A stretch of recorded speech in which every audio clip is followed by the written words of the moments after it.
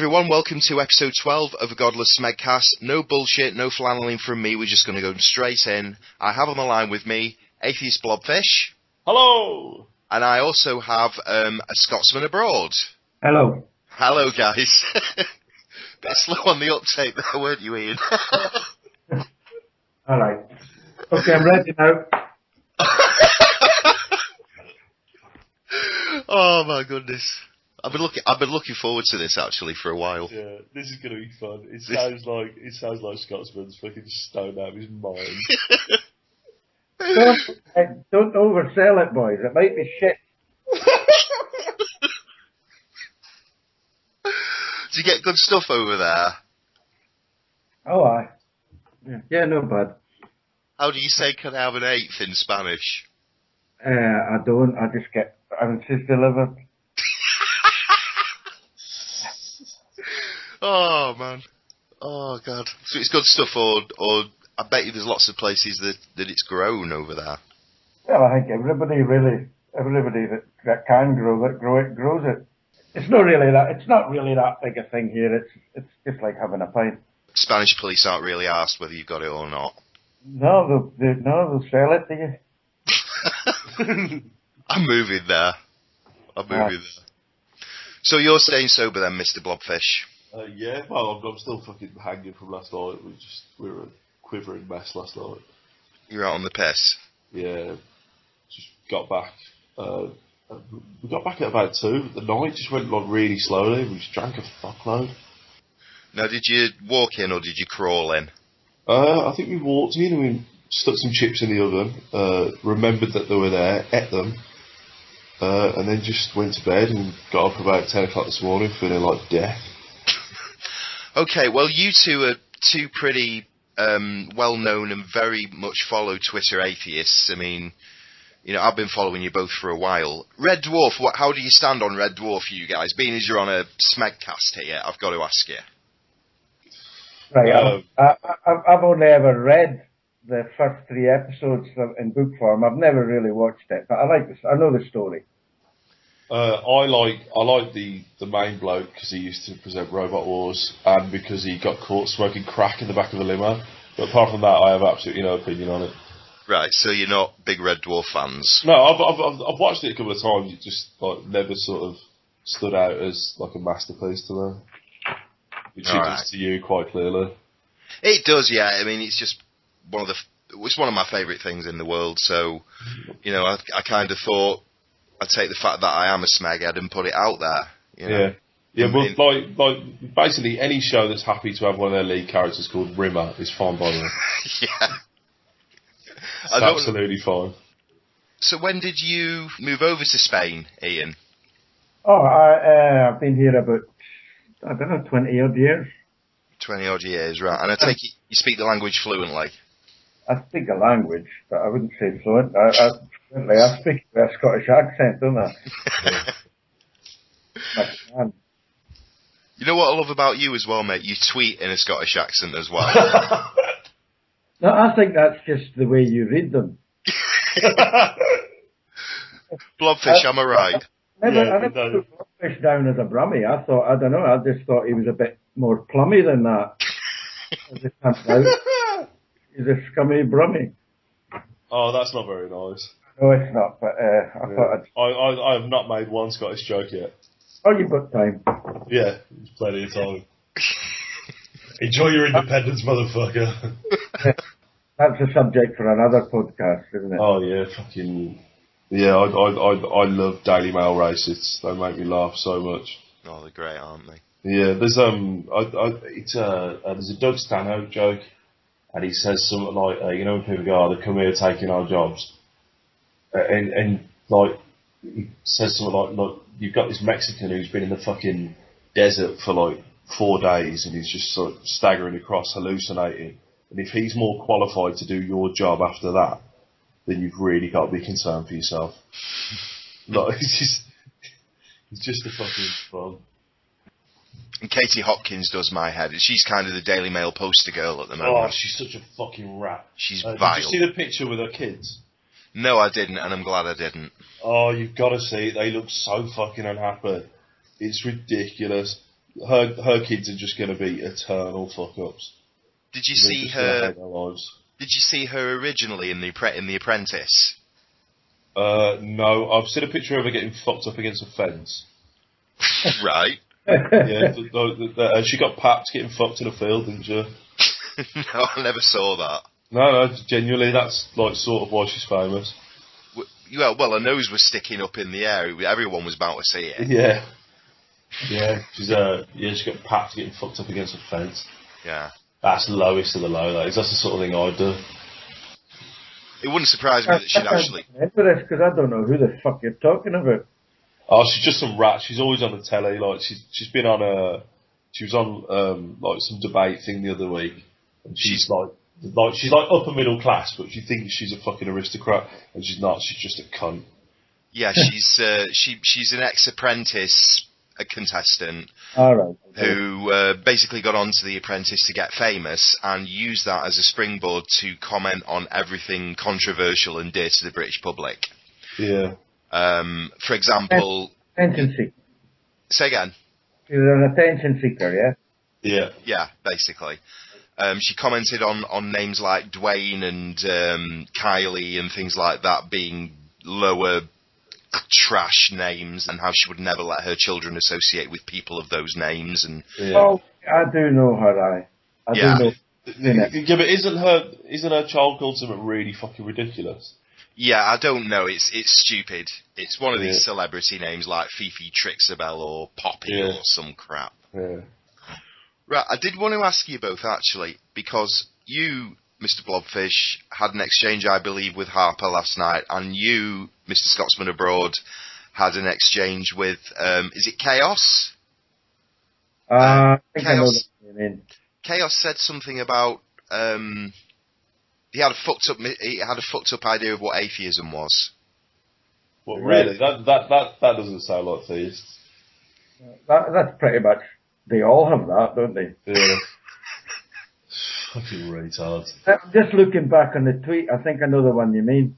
Yeah, I think it was someone called Chaos, because I just had a quick look through your timeline this morning, and you were dealing with some fuckwit, that's it. I ended up blocking the fucker, He said you're an atheist because you fugly. I remember him, aye. But to be fair, valid point. Yeah. Atheism is the belief that nothing created something, that everything was just a coincidence. And then I could actually see you, like, mentally spitting on your hands, rubbing them together and thinking, right, let's go to work on this fucker. I do remember him. I'm trying to find all the tweets now, but just bear with me. What's the... Right, you call some people big man, you call me big man. It kills me every time you do, because he's just really funny. But you also call people wee man. What's the difference? How do you differentiate between a big man and a wee man, apart from the size of the dicks? One is condescension, the other one's appreciation. I kind of thought it was that, but I just wanted... You have to be fairly simple on Twitter, don't you? You've only got 140 characters, so Yeah. if you want to get something across, just use a very... that's how I identify what my mood is. Big man or wee man. Big man or wee man. But whenever you put wee man, I also get pictures in my head of wee man from Jackass. Aye, it's kind of, I get that as well. But it also really fucking annoys them. They really annoy the theists somewhat for some reason. I don't think they like any kind of imperfection pointed out, and I think that really just gets to them. Exactly. Yeah, that's it. I mean, if they're telling you, I mean, if these apologist fuckers, they just talk a load of shite, hoping that they'll stop you talking, you know. But if you just make them feel as small as you possibly can, it really has a great effect on them. I think it's fantastic. It's great fun. Well, let's face it, we're never going to make any of the bastards think, are we? Do you know what? I like to think we do, but I mainly like to think we make their followers think. If we're talking to somebody, some theist fucker who's got loads and loads of followers, right? You know, like in the tens of thousands. I like to think when I take them on, when they take me on as well, I like to think we're having an effect. We're maybe going to stop some of these fucking hangers on just make them think, that's all. So, I take it you've engaged people like Joel Osteen and definitely Martin Ural. Austin never fucking answers anything. No, he's one of the real cowardly ones. He's a professional. He does that for money. So he's not going to fuck it up by making himself look an arse on Twitter. Yeah, I'd be very surprised if he runs his own account. I'd be very surprised. Same with people like Joyce Meyer. There's a great chance they don't run their own accounts. It'll just be some douchebag they've got working for them. Just cut and paste the horoscope once a day. That'd be about it. Yeah.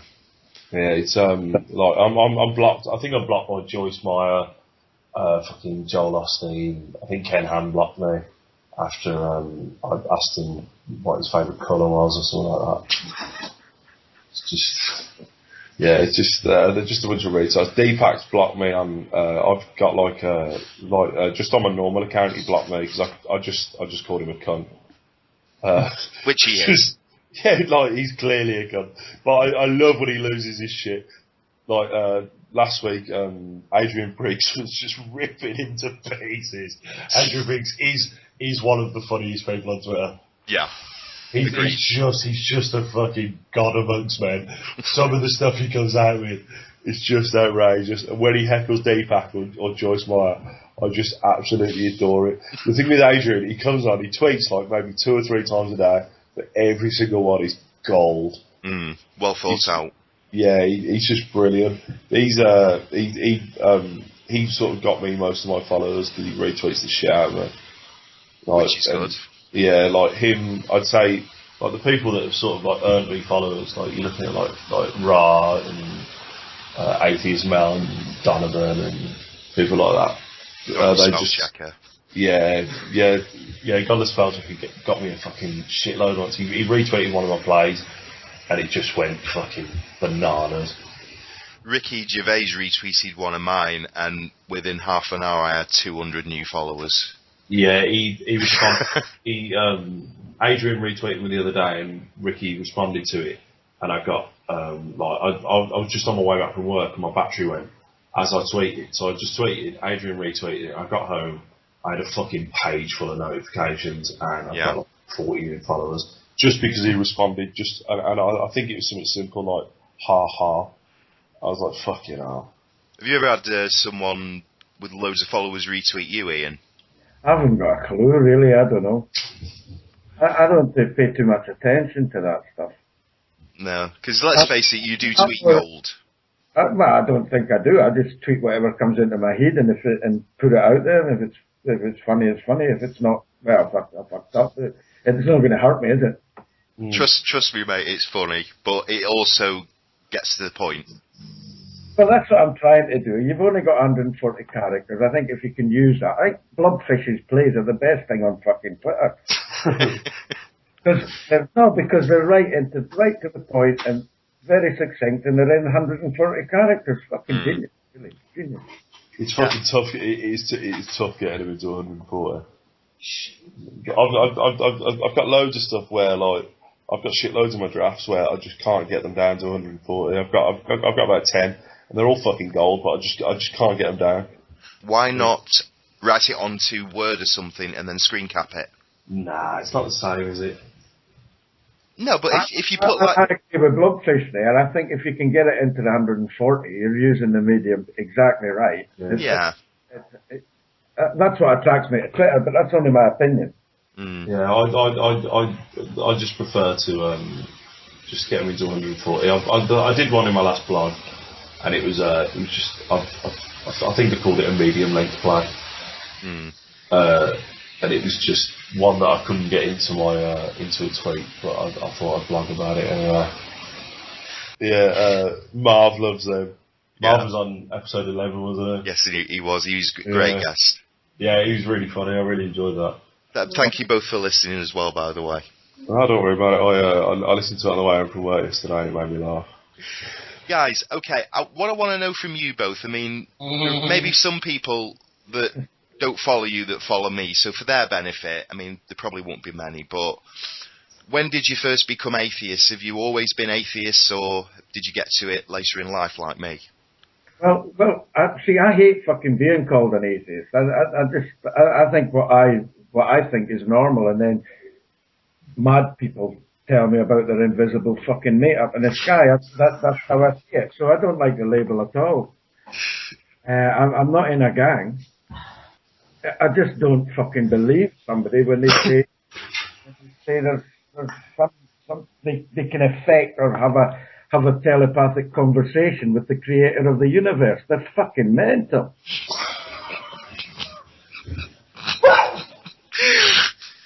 So why do I have to have a fucking word for how I think? They're fucking mental.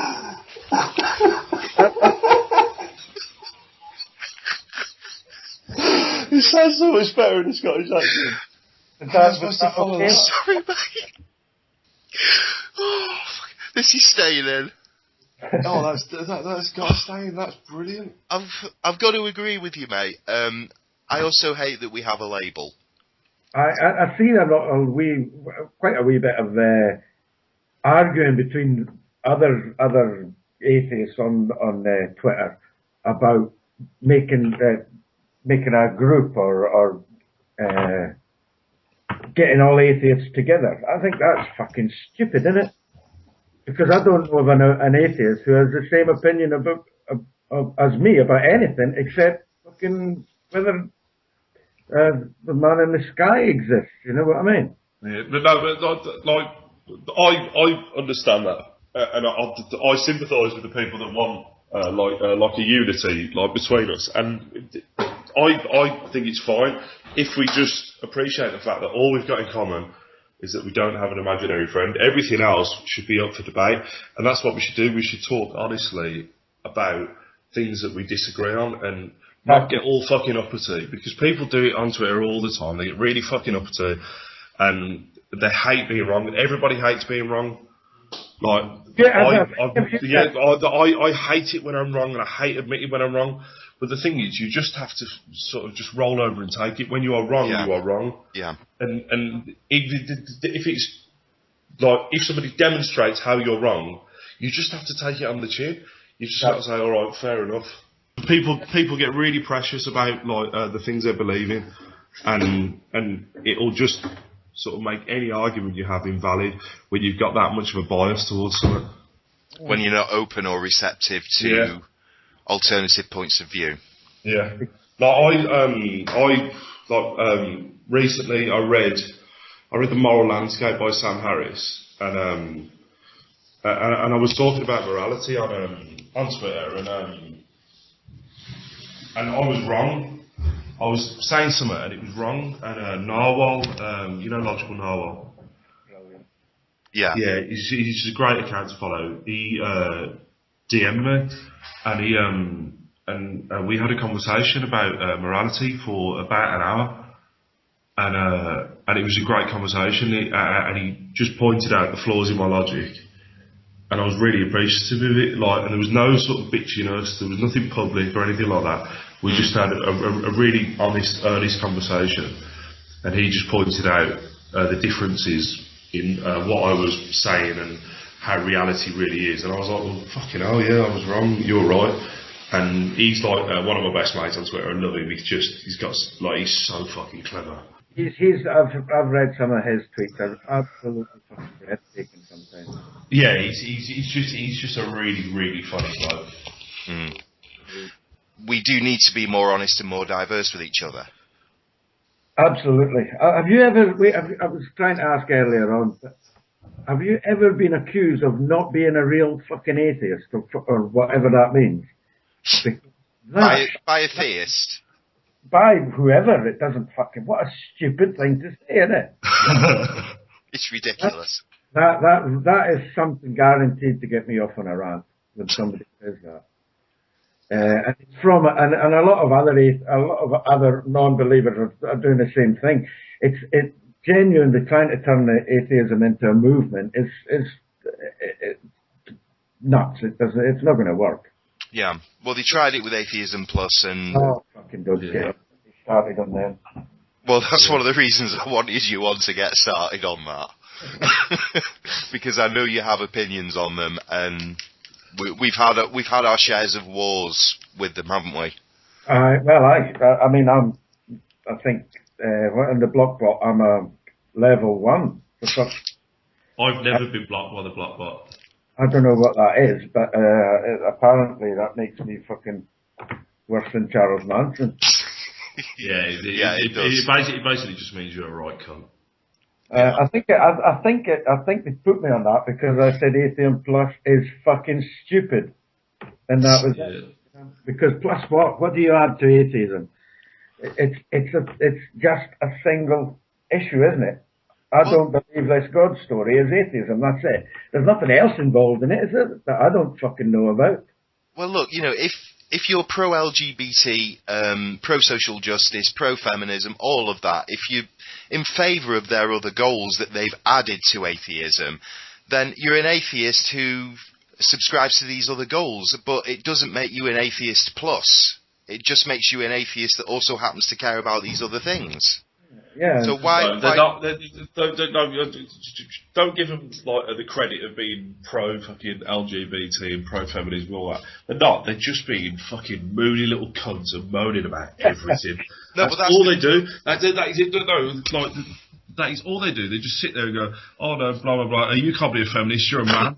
And you're like, well, yes I can. I can appreciate that women should have equal rights. And it doesn't matter whether I've got a dick or not. Like, just stop being such a fucking colossal fucking cunt, and just appreciate the fact that I care what happens to women. Like, obviously, like, you can't get rid of the memories of whatever's happened to you or whatever, but just be the better person. Just be like normal. Move on with your life and make it positive in your life instead of something that keeps dragging you down. Yeah, absolutely. Basically, don't be a cunt. And don't be mad asses. Yeah, I like when Ra talks to him and she just fucking destroys him. Ra slap. Yeah, it's just glorious. You've got to get Ra on here. Yeah, I want to get Ra on here. That'd be a fucking right laugh, wouldn't it?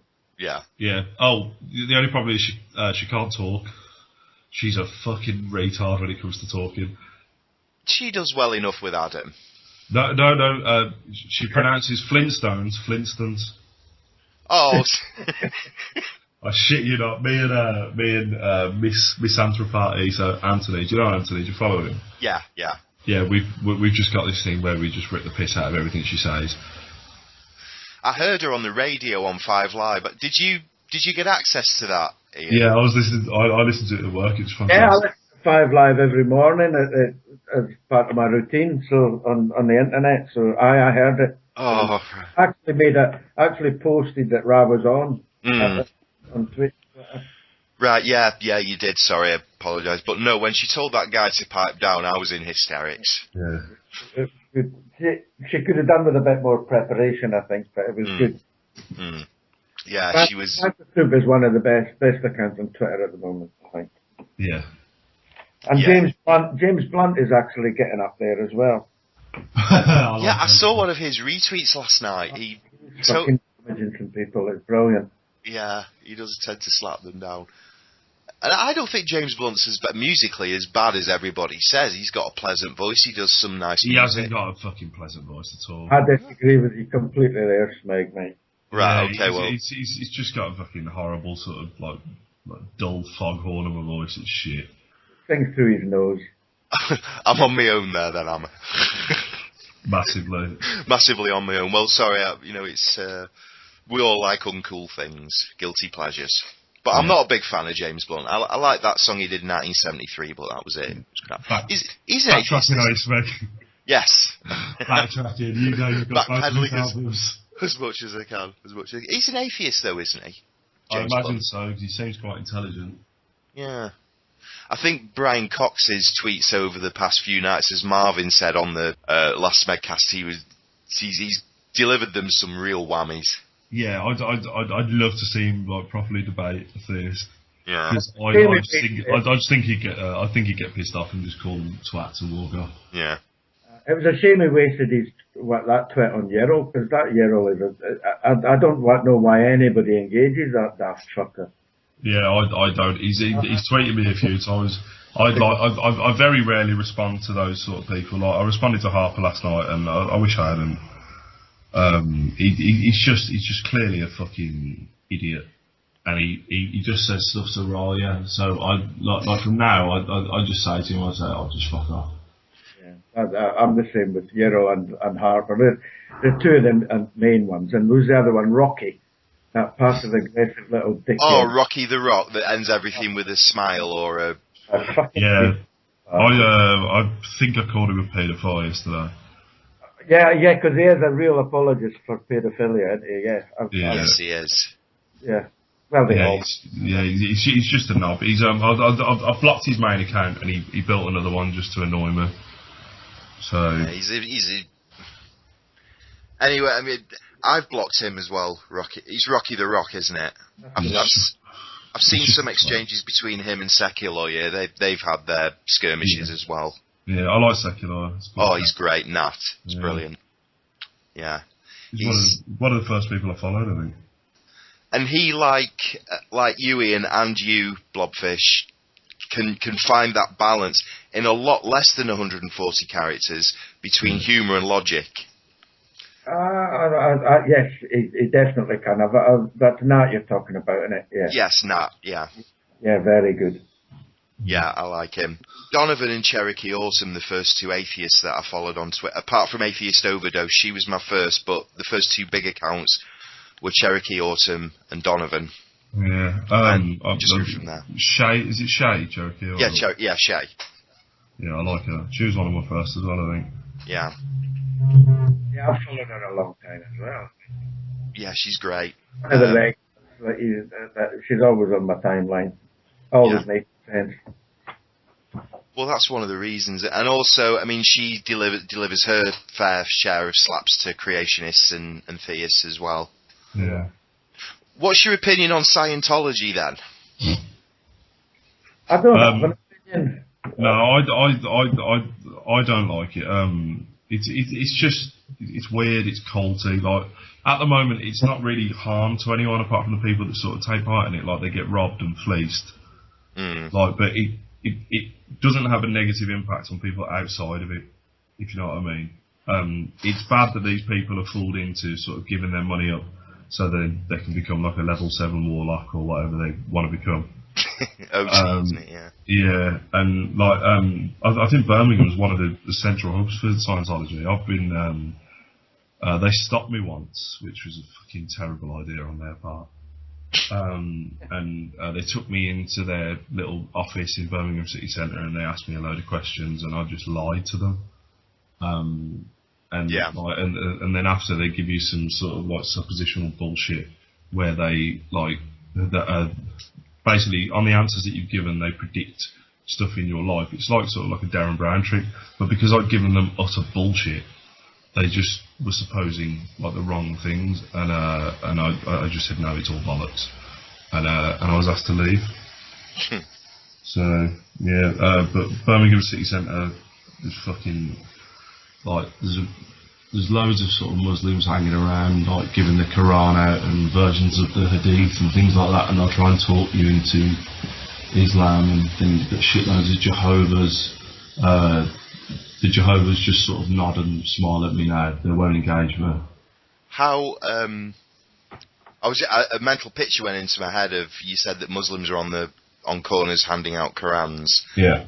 I've never actually experienced that when I've gone into the city centre of Manchester, and I don't get into Birmingham very much, unfortunately. Yeah. But if I ever saw that, I'd accidentally on purpose drop it on the floor and go, "Oops, sorry." And react. Yeah, but it's all it is a copy of the Quran. They have like different sort of like rules and sub rules where like if it's just like a copied version of the Quran, if it's not like perfectly translated, it doesn't count on that rule. So it's convenient. It's just fucking convenient bullshit. Yeah. See that kind of stuff, that kind of preaching, street preaching, Scientology and all that. That really doesn't bother me because I think they're fucking mental, and I think everybody else knows they're mental. You know, I'm not unique in understanding it. That a fucking horse didn't fly away with a fucking a guy 1,500 years ago. You know what I mean? Yeah, but no, no. Yeah. Listen, you say that, but you weren't there, so. Yeah, that's very true. The problem comes when it's getting into schools and faith schools and my kids getting exposed to whether it doesn't matter whether it's Islam or Christianity or Scientology. If they're getting exposed to that as truth, then you've got a fucking enemy in the jock here. Yeah, I don't mind it being taught.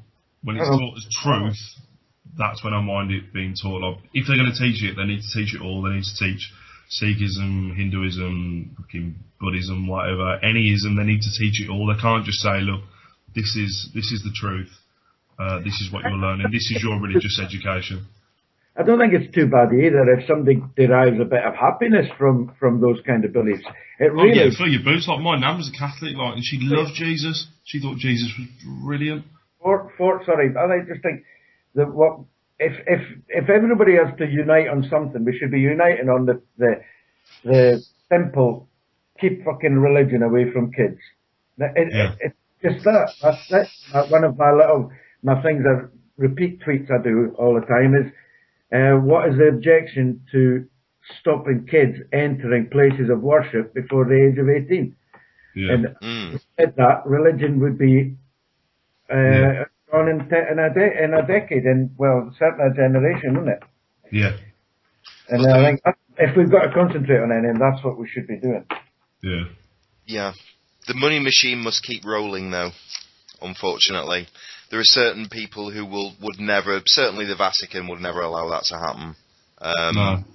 And in America, certainly various politicians it wouldn't stand a chance. Maybe here it would, because, you know, I'm sure that religion.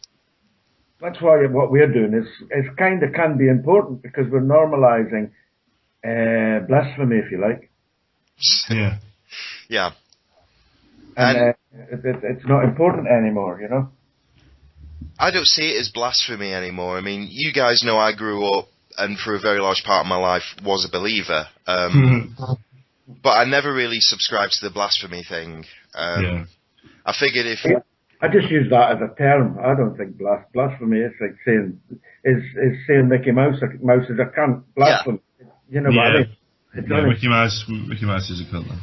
Yeah, I did figure out early in life that it was safe to blaspheme because God hadn't struck me down for blaspheming. Well, so. I've never been sort of truly religious. Like I was raised a Catholic, and I sort of went to church. I was an altar boy. Like did the lot. I had a great experience. Like my priest didn't fuck me.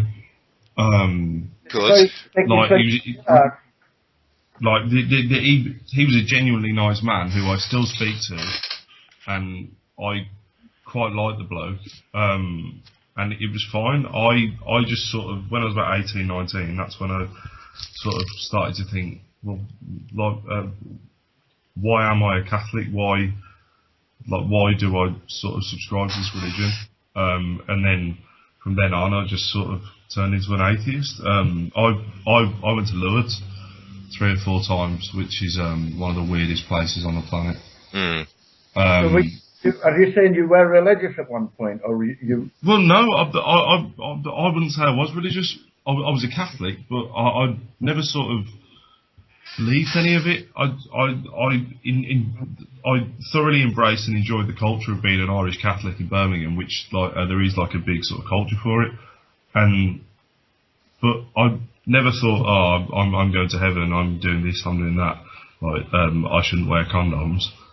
Like I was just culturally a Catholic, an indifferent believer, so to speak. Yeah, and then I spent some time in Lourdes. I worked there like for a week for like I think it was 4 years running, where I just go there and I looked after old people and disabled people like while I was there, and I saw them go into like the healing waters. And I actually worked as somebody who dips sort of sick people into the healing water, as they call it.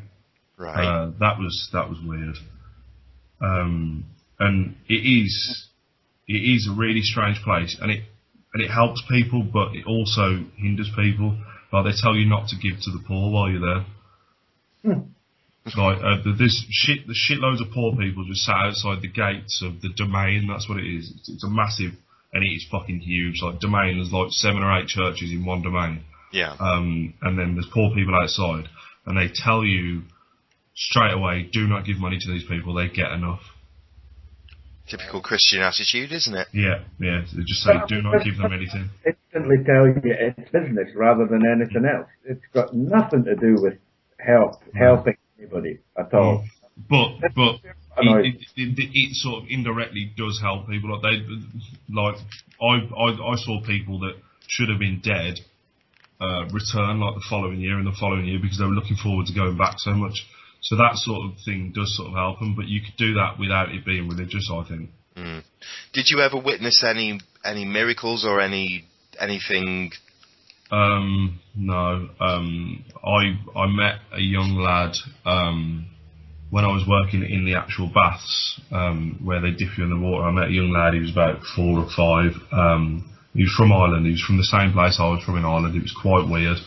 And he was sat outside crying, and I could hear him from inside. So I went outside and I just sort of sat with him for like 15 minutes and just had a chat with him. And he just sat there and he spoke to me. And he had like a brain tumour, like he was dead more or less. And his family had just brought him there as sort of like a last hope.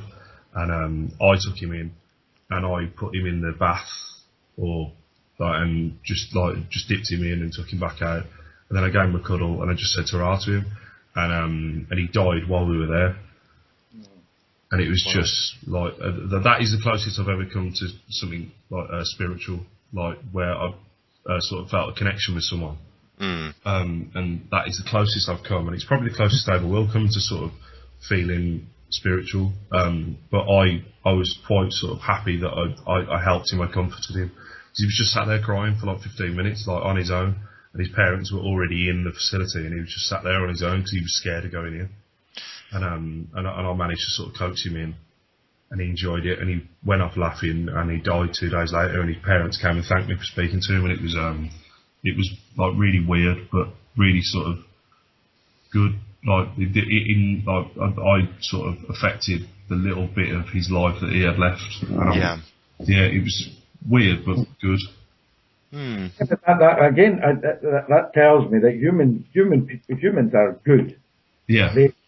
We all start off good and then get fucked up. Yeah. That's what I think. And some of us, it takes a bit better than others, you know. I don't know what evil in inverted commas atheist. Do you? I don't know an uncompassionate atheist. I've never met one.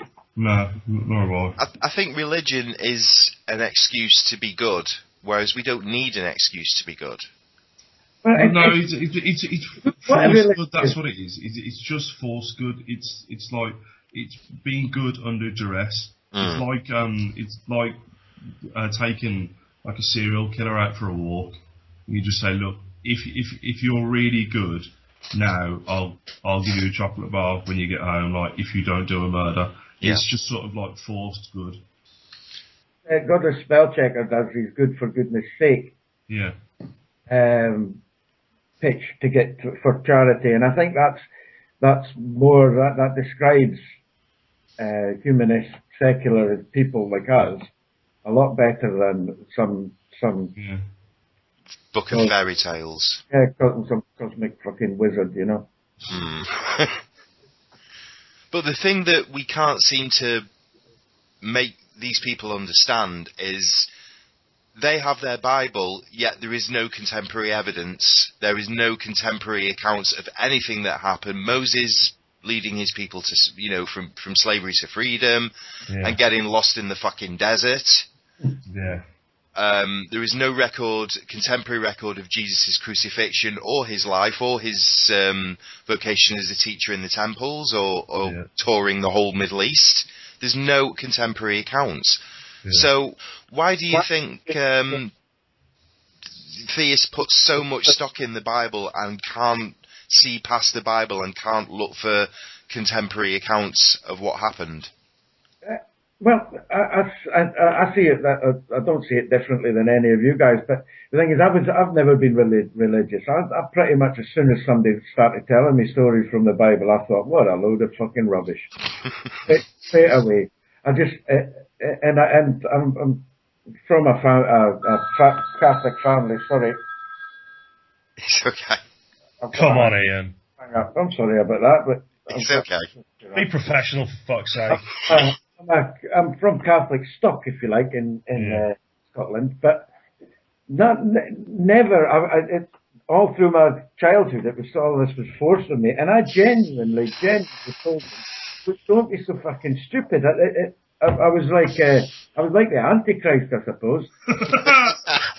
I'd all these people, including my mum, telling me, "Oh yeah, you've got to follow Jesus." And I'm thinking, "Don't be so fucking daft." Just tell me to be good, and I'll be good, and that's me. So I don't get the references. It doesn't impress me that some people think as some god had a fucking child who is also is. It just doesn't make any fucking sense to me. Why does it have to be so convoluted? Why? So I've not got the same references as Jesus fuckers, and I just can't relate to it at all. So whenever I get one of them on Twitter, I just say, "What are you fucking talking about, you idiot?" And I have the same attitude with Muslims or Scientologists or Mormons. I think, well, I'm a presuppositional fucking atheist. I absolutely assume they're fucking mental the minute I talk to them. Yeah. What is the main reason why you're so vocal? Is it because you can't stand seeing such abject bullshit put onto Twitter and you have to respond to it? Or do you do it because it's good fun? Or is it a bit of a combination? It's funny as fuck, isn't it? Yeah, it is. It is hilarious. I mean, I hate hypocrites. I've always hated hypocrisy. And I suppose it's the ultimate hypocrisy, isn't it? That these are preaching people that are preaching good and harming everything. It's just lies. And I enjoy having a laugh exposing these lies, I suppose. Yeah. I just like sort of personally. I like showing them their bullshit, and I also like it to be funny. But I heckle all sorts of stuff, like even on my Facebook stuff. Like I'll heckle anything, like they put up like all this shit you get on Facebook, like you get like help the heroes and stuff like that, and I'll just say something really abstract and against what everyone else has commented, and just wait for the sort of hate to come back at me, like just to make myself laugh for 5 minutes, because I'm of the belief that I'm the funniest person I've ever met. Because I can make myself laugh really easily, like just by being a twat. Yeah. Well, yeah. And I think everybody should think that. I think everybody should make themselves laugh. They should do something every day to make themselves laugh, even if it's wrong.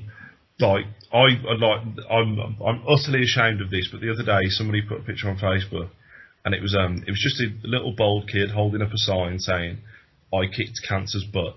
And everyone was like commenting underneath saying, "Oh, you're brave," blah blah blah. And I just put, "I hope it gets a rematch." And people went fucking bananas.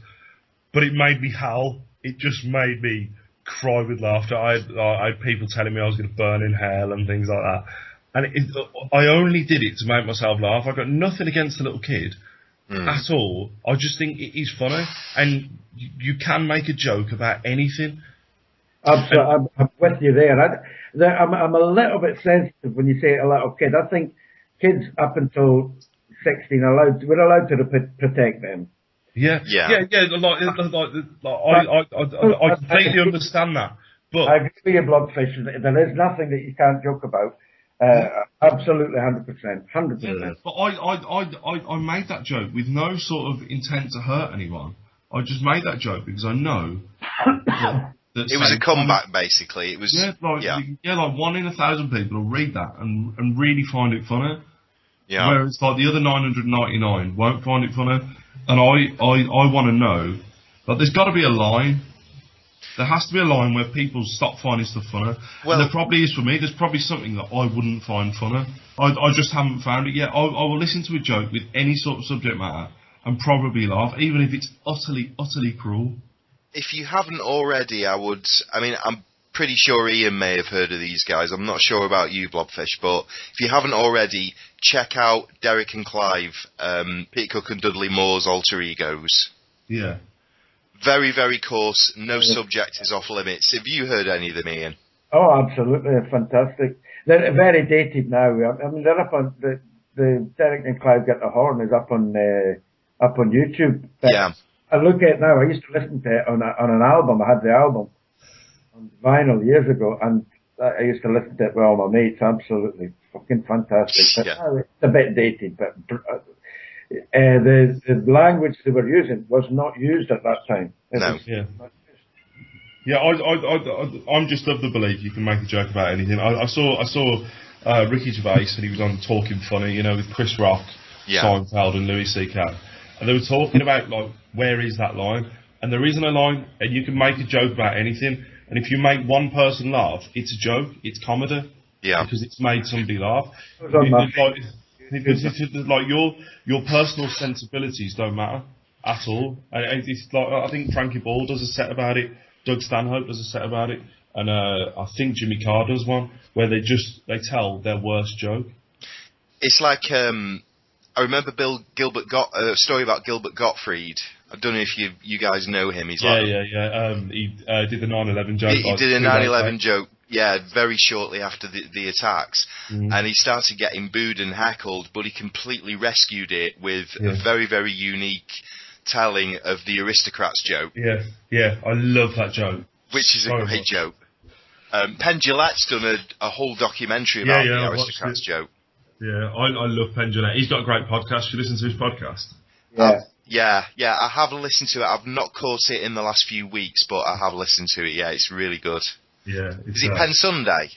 Yeah, Penn Sunday School. It's on the Adam Carolla network. Adam Carolla's another great podcaster. He's really funny. Yeah. It's good entertainment. Yeah, he's just a really, really funny sort of normal bloke. Yeah, I know that him and Penn are good friends, aren't they? Yeah, he's just a really good bloke. He's sort of right wing, but he's an atheist, which is quite weird. But he's just sort of portrayed as right wing by the media. I think he's just quite honest with his humour. So. And let's face it, Penn and Teller. I mean, you couldn't get, certainly in the entertainment world, as well as Ricky Gervais, two better spokesmen for atheists, even though Penn says fuck all. Yeah. But I'm actually quite mad for seeing Penn and Teller's new documentary about Tim's Vermeer. Have you heard about that? No. Basically, what it's about they follow this guy who has a theory that Vermeer painted his pictures through light projection, because his pictures are so detailed and so very authentic and look like photographs. Yeah. So they've made a documentary about this guy recreating what Vermeer was supposed to have done using technology of the time. Yeah. And it's winning shitloads of awards, and Teller directed it and Penn Jillette narrated it. Yeah. So that's something. I'm not a big art fan, but if Penn and Teller are involved, I'll watch it. Yeah. I'm not a big art fan at all. Like, bored out of my mind looking at sort of like Renaissance painting and things like that. Doesn't appeal to me at all. Have you guys been to Amsterdam yet? I'm going in June. I've been a few times, but I can't really remember too much about it. I am not surprised. So I take it you frequented the coffee shops? I think that's all I did. Yeah, that's what I'm going to do. I'm going for 4 days in June. I'm just going to see how high I can get. Oh, you'll get high. Yeah. First, and I really want to sign the guest book at Anne Frank's house. And I'm going to put something completely inappropriate in it. No. The reason I mentioned Amsterdam was, even if you're not an art fan, go to the Rembrandt and the Van Gogh museums. They're absolutely brilliant. I want to go there, and I want to go to the Toomler, which is a comedy club. Have you heard of the Toomler? No, I haven't. It's like loads of alternative comics play. It's really good. There's a series on Netflix, loads of comedians at the Toomler. People like Sean Collins and people like that. They're really funny comedians. Glenn Wool, people like that. I can't get bloody Netflix in Spain, would you believe? Really? No, doesn't That exist. sucks. Not even on a UK account. No, can't. They won't show them in Spain. It's a copyright thing, I think. Is there anyone you guys would like to say hello to? Because we've been going for about an hour now, and I'm going Oh, to edit. where are the questions? I want the questions. You want the questions? Yeah, it's the only reason I came on. Right. Yeah, I'm Okay. looking forward to some questions. All right. I shall ask you a few of them then. Yeah. All right. Do you want any of the atheist ones, or do you want just the generic ones? Anything you like. Anything. Okay. Right. I think we've pretty much established that, Ian, you're a 7 on the Dawkins scale. I suppose I am, but I call myself a hard 6. Yeah. You're probably 6.9. There is a chance. There is. I don't say there's a chance, but there is. It could be disproven. It could be proven that there is another deity, but I very much doubt it. You know, but there's always the scientific chance, isn't there? Yeah. I vary between a 6 and a 7. Like if I'm in a bad mood, I'm a 7.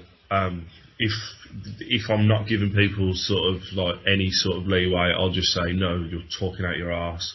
If I'm in a good mood, I get a bit agnostic and say, oh, there could be, but there's nothing, and there is not a single thing to think that there could be. There is nothing apart from a couple of books that say there might be a god. That's all there is. So it's the exact same chance for that as there is for there being a wizard in school. I don't think Ray Comfort will ever convince any of us, will he? No. Yeah, Ray Comfort couldn't convince anything. Like he's probably never done anal with his wife. Like, he's that unconvincing. He's probably never done it with his wife. Yeah, that's true. But Okay. I've got a grudging respect for Ray Comfort, you know. I haven't. He's a cunt. I'll tell you why. Because he's built. He's built a business organisation. He's absolute charlatan. He's a fucking. but I've got a grudging respect that he's made a business out of his fucking lunacy. Yeah. So that it's a grudging respect, but I also feel sorry for his victims, of course. Yeah, but Rain Man was really good at blackjack, but you don't respect that. Yeah. L. Ron Hubbard did the same thing. Yeah. And predicted it about 30 years before. Yeah. Let's face it, they were both complete cunts. Yeah. So I said something nice about Ray Comfort. I still think he's a fucking moron, and I think I'm a charlatan, remember. Right, okay. Just edit all the bad stuff out and just pretend like Scotsman loves Ray Comfort. Loves you, yeah. I could do a whole montage of how much you love him. I would love that. I'd love that to be out there. Right, okay, well, you're on. I might make it one of my after-credit special things. I might just do a soundbite of everything you've said and just mix it all up. Yeah. It'd be brilliant. Okay, right, this is one question I've been looking forward to asking you both, and I think I can guess what you're going to say, but what is your favourite swear word? Cunt. Mine's fuck. It covers everything, doesn't it? I just like fuck. That's good because it's a nice thing to do as well. Yeah, and Scottish people say fuck well. Like English people say cunt the best. The Scottish people, they've really got fucked down. Well, fuck is like it's but the way I speak, fuck is just a word like the or on or now. It's something that goes into the fucking sentence at some point, you know. It's a lovely one. Oh, that's brilliant. And in most of your tweets as well. I've said this before. I've tweeted this before, but I went through a phase, and I still do it sometimes, of trying to get the word fuck, big man or wee man, and a very strong point into one tweet. So I wanted to win the argument, say fuck and wee man, all in 140 characters. That was my challenge at the beginning. Have you? I'm sure you achieved it long ago. Oh fucking! It's almost mundane now. Oh yeah. I was just going to say, I've seen more than a few tweets where you've A, won the argument, B, put wee man, and C, put the word fuck in there. It was definitely what I was doing.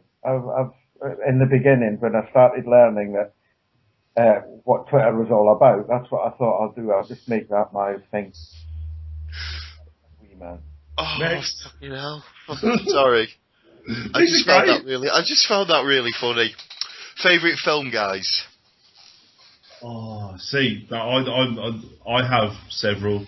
Hook would be one of them, and Godfather Part 1. Interesting choice. And Mary Poppins. Mary Poppins. Have you seen Saving Mr. Banks yet? No, I don't really wanna. I genuinely like.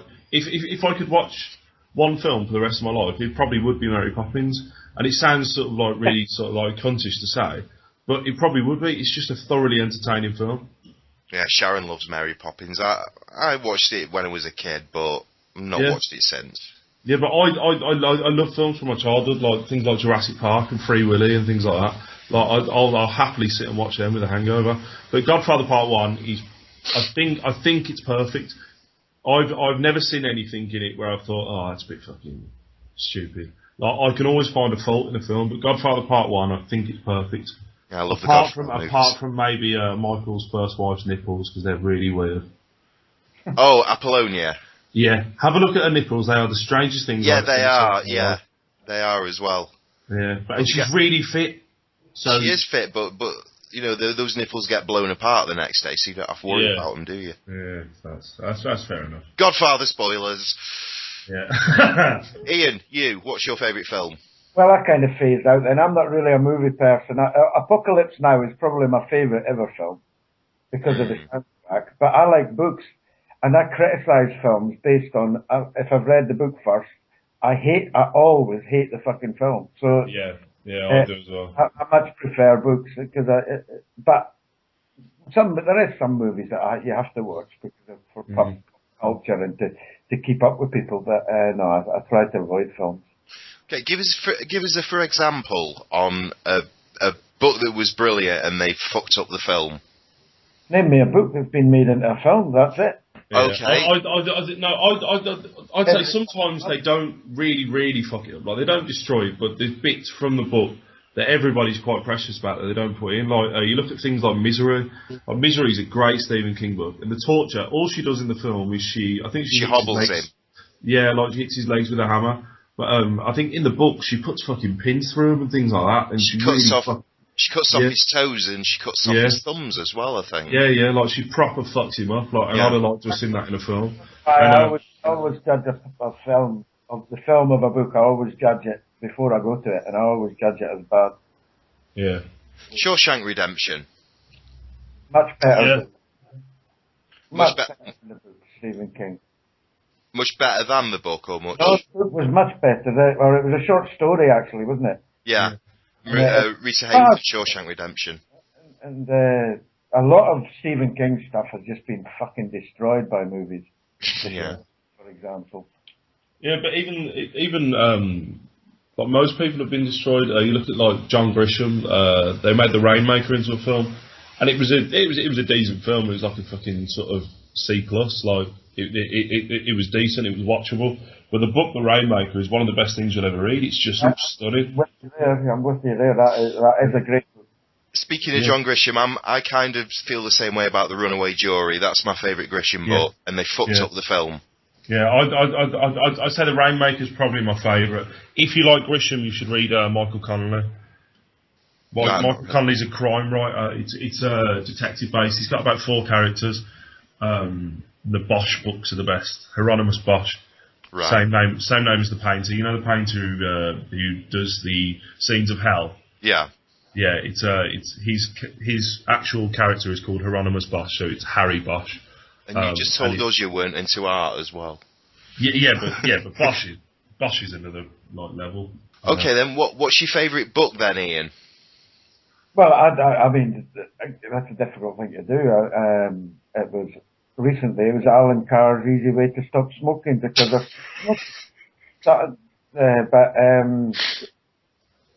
I'm trying now. I'm digging through because I've only in the last couple of years actually heard about Dawkins, and I'm starting reading a lot of his stuff. Yeah. He's older books as well. So I can't say I've got a favourite book. I've got such a varied taste in books that I'd have to list more than one. You know, that's the thing. Yeah. I'd say currently the best book I've read recently is Lion by Sam Harris. Have you read it? No. Not yet. Oh, it's fantastic. I think you can still get it in PDF on the internet, so have a look for it. But I downloaded the audiobook, listened to it, and then went and bought it. It's genuinely that good. One of the best books I've ever read, though, like a fictional book, is a book called Gangster by Lorenzo Carcaterra, and it's like proper, like 3 inches thick. It's a fucking epic, and it follows one guy from when he's born to when he dies, and he dies at about 91. And it's basically about him like being an immigrant into America, becoming a gangster, like getting married, losing his wife, losing his kids, like, and it's just like a big revenge thing. It's a masterpiece. Anything by Lorenzo Carcaterra is always entertaining. He wrote Sleepers. Have you ever seen Sleepers? Yeah. TV show, wasn't it? No. It was a film. Brad Pitt, Robert De Niro in the film, but the book it's heartbreaking. It is like I fucking wept like a child reading it. It's just a beautiful, beautiful book. Sharon has the film and the book. She's rather likes the film and the book as well. But yeah, she finds it heartbreaking as well. Yes, he's a great writer, Carcaterra. He's a really good storyteller. Yeah. This is why I like books, because you can. There's some book for every mood, isn't there? There's a book for every occasion. And I like to. It's one of the things that I can try lots of different things at loads of different genres. That's for me. I love it. Have you guys read the Dark Tower books by Stephen King? No, but I've got them. I started them. That's a gunslinger, isn't it? That's yeah. Yeah, I started them, but I think that was when I lost interest in Stephen King, when he started all those. Until the Green Mile, I lost interest in between. I've been reading Stephen King since I was 11. The first book I read was Carrie. But I know. I didn't even know what the fuck menstruation was then. But I didn't read the Dark. No, never experienced it. Nope. But I didn't read the Dark Towers until like 3-4 years ago. I didn't read them for the first time. I read The Gunslinger back in the day, but like Ian, I kind of lost interest.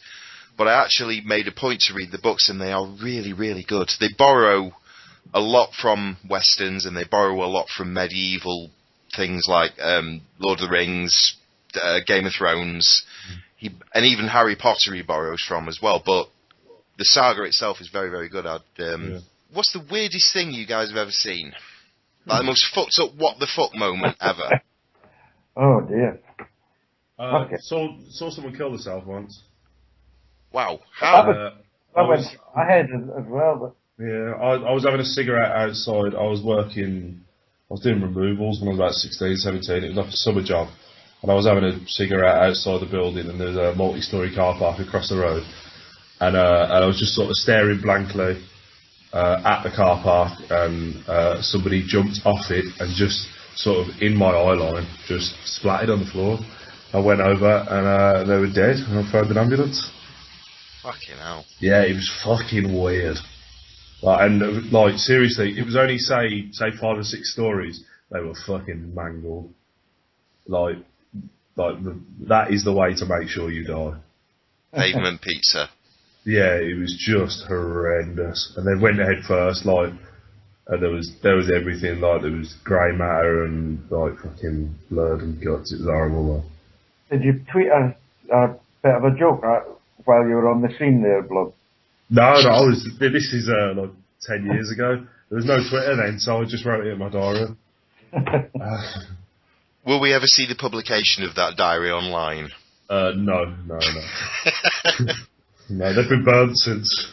That would be interesting. It'd probably become Ian's favourite book. Yeah. The Plays of Blobfish would be a great book. Yeah, Yeah, I'm attempting to write them currently. I've got 50 that I'm going to put together. I'm trying to get Miss Party to draw them. I'm going to get him to do like 4 tile comics for them.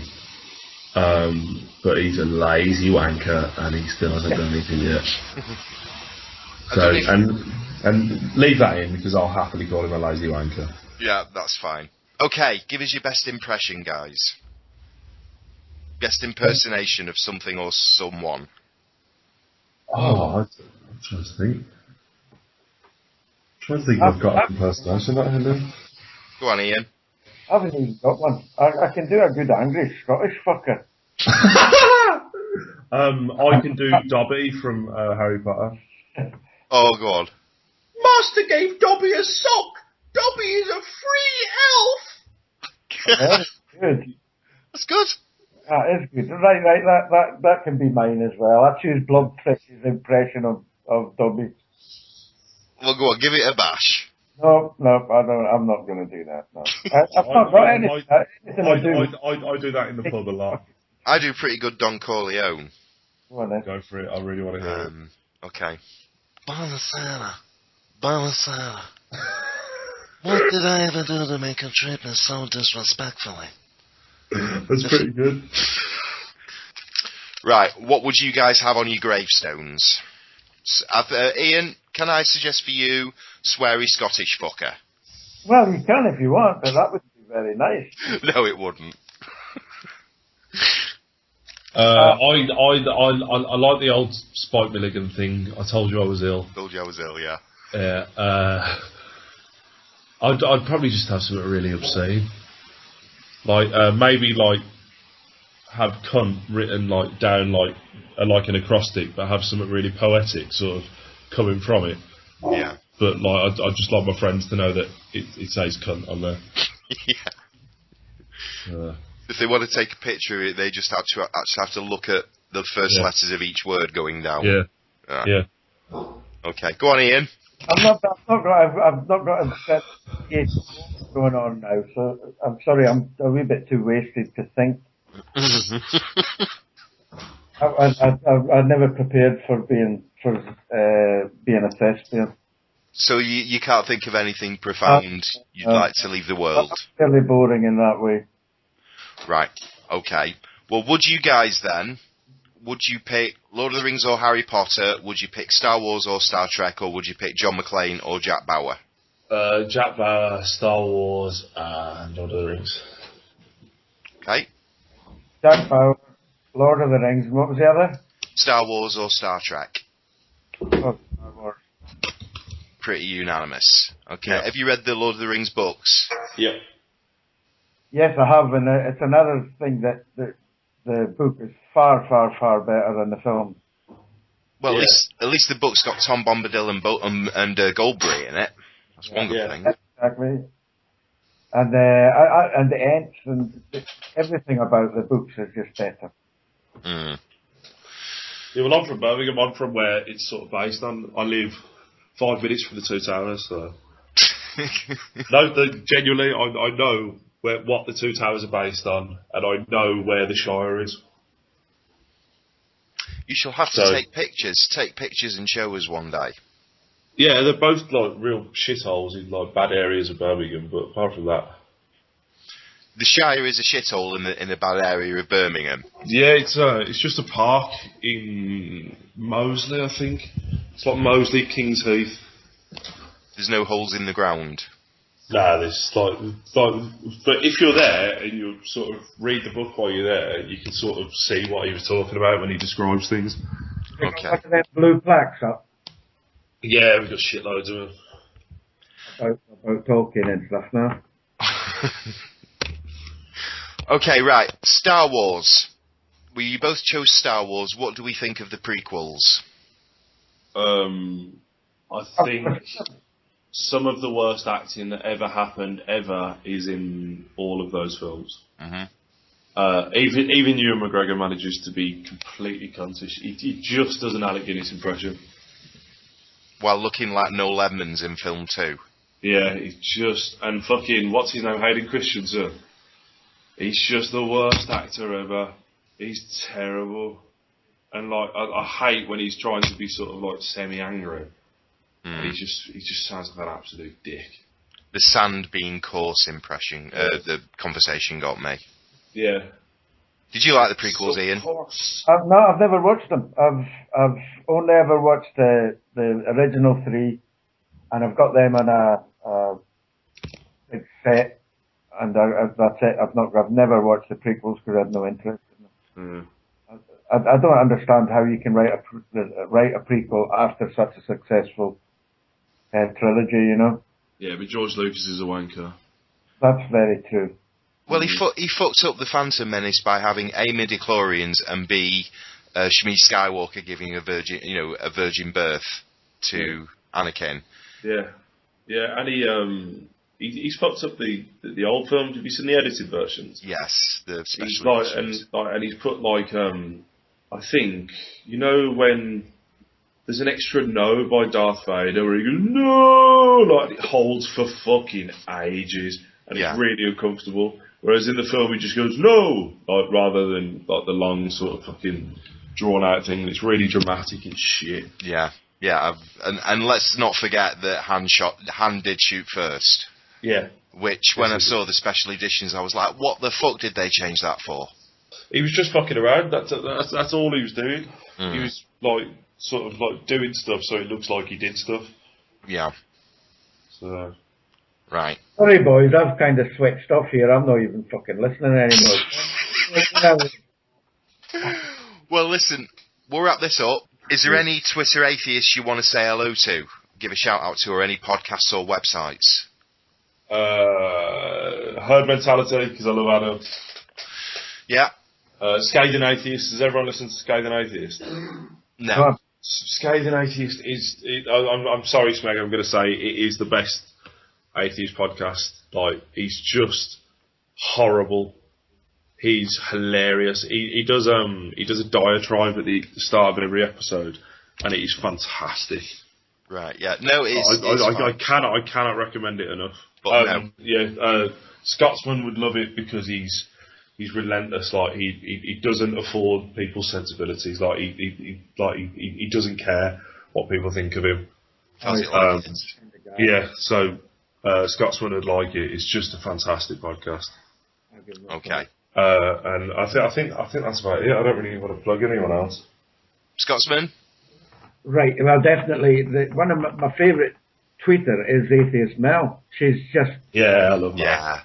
She's clear, she's smart, and witty almost every time. She's just lovely, and I like her opinions. And, of course, the Narwhal, Logical Narwhal. Yeah. If you don't follow him, you're doing Twitter wrong. Yeah. And I'm just a mate, Scandic Atheist, God of Thunder. I think he's every so often he comes out with a wee. So He's great. Oh, shit. I've got someone that he should have more followers. Atheist Dan. Everyone follow him. Yes, Dan Arell, yeah. Dan Arell, yeah, I follow him. Yeah, Atheist Dan is easily in the top sort of 5 debaters on Twitter. He just, every single thing he engages on, he knows his shit. But no, interesting you say Atheist Mel, Ian, because I think she's only been mentioned once before on this podcast in the last 11 episodes, so... Yeah, she's a wildly interesting person. I'd like to meet her. She just makes a lot of sense to me.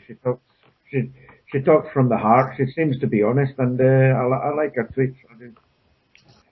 Mate, please can you just have Ian on every week just for his honest opinion on something? Just have a segment called Ian's Honest Opinion. You can ask him one question about anything and you just get like a minute back off him. Just have him moaning at something. It'd be brilliant. You won't get a lie from me. Do you know what? That is actually a really good idea. Would you be prepared to do that, Ian? If I feel like I'm going to lie, I'll just shut my fucking mouth and don't say anything. I tell you what, I can actually get people to ask you a question as well. Pick the best question. Yeah. Pick the question I think we would get the best reaction out of you. I'd be fucking wide open to that. That'd be brilliant. I might pick up some more fucking haters. Right, you're on. Okay. Right, well, let's kick this off then. Let's just, before we wrap this up, let's ask Ian's opinion on Oh, let me do it. Let me do it. okay. You first. Do you like cats? Aye, I do. I've got a cat. I've got a cat called Gala. She's sat on my knee right now. Really boring answer. I'm sorry, Blobfish, but I can't do anything more exciting. I call her Gala after Bingo. Salvador Dali's muse. Yeah. And wife, but that's it. So, yeah, not a very exciting answer there, Blobfish, mate. Sorry. Oh, I'm gutted. What, do Okay. you think I fucking hung cats or something? You think I raised them in my pool or something? Yeah. No, I'm not a big fan of cats. I just think they're all wankers. They Okay. are all wankers, but they're quite pretty wankers, aren't they? They're not ugly. Yeah. Okay, and I've got one for you. Give us your opinion on televangelists like Benny Hoon and Oh fuck. Jimmy Swaggart and Billy Graham and all that crowd. It's an easy opinion. They're thieving, dirty bastards. And their job is actually to steal money from disadvantaged people who are going through problems in their life. They fucking ripping them off. Dirty bastards. That's what my opinion is. And I'd love to meet any one of them, and I'd love one of them to sue me for calling them a dirty bastard. Because I would gladly go skint fucking fighting them in court. How's that? Yes. If you had a chance to actually interview one of them, what would be the one question you would ask? I couldn't be in the same room as one of them. Not without a baseball bat. Well, no, I'd purposely take a fucking baseball bat with me.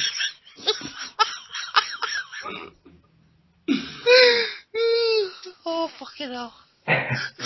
There we go. Thanks very much for participating, guys. It's been an afternoon to remember, and I'm honoured to have had you both on. Thanks very much. Alright, Sad. I'll see you in a bit, mate. Cheers, mate. Thanks, All right. Ian.